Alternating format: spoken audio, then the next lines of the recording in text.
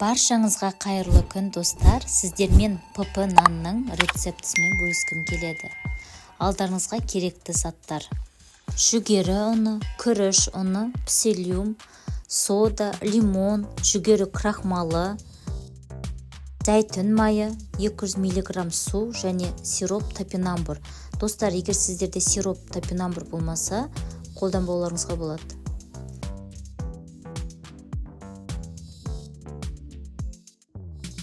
Бірінші ыдысымызға жылы суымызды құйып аламыз.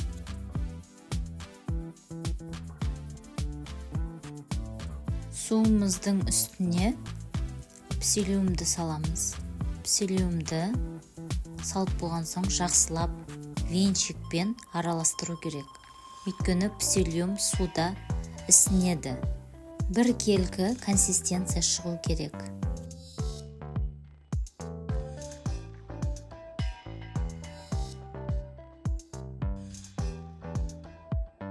Енді псилиумның үстіне жаңағы топинамбур сиропын құюға болады. Жарты ас қасық.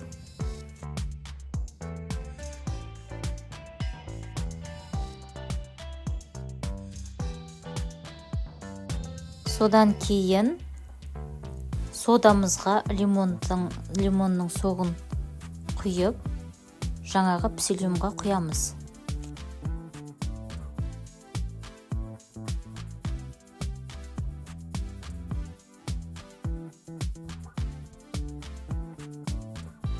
Консистенцияны жақсылап араластырып аламыз.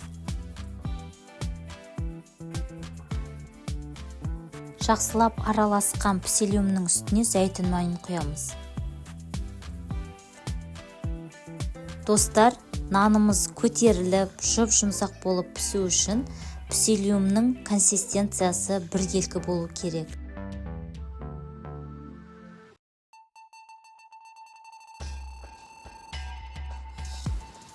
Келесі ыдысымызда жүгері ұны және оған күріш ұнын қосамыз. Жүгері крахмалын саламыз. Жақсылап араластыру қажет.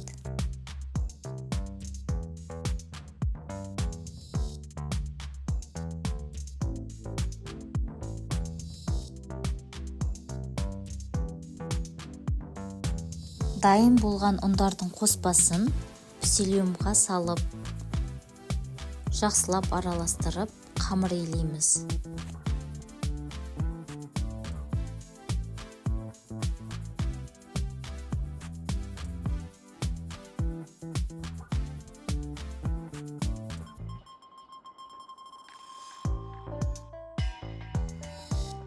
Міне достар, менде осындай қамыр шықты.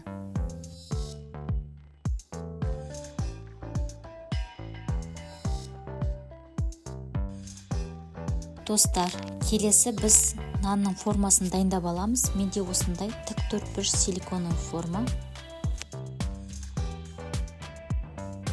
Дайын қамырды формамызға жақсылап саламыз.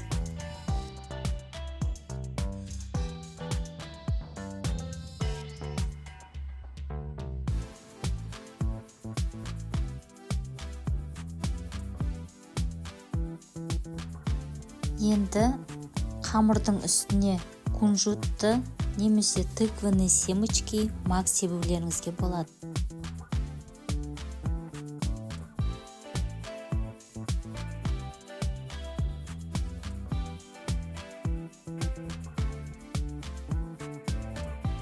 Дайын болған қамырды духовкаға 180 градусқа 25 минут пісіреміз. Менде наным осылай көтерілді. Мінекей достар, менің наным осылай жұмсақ болып пісті. Дұрыс тамақтануды ұстанатындарға мен осы нанды пісіруге кеңес беремін.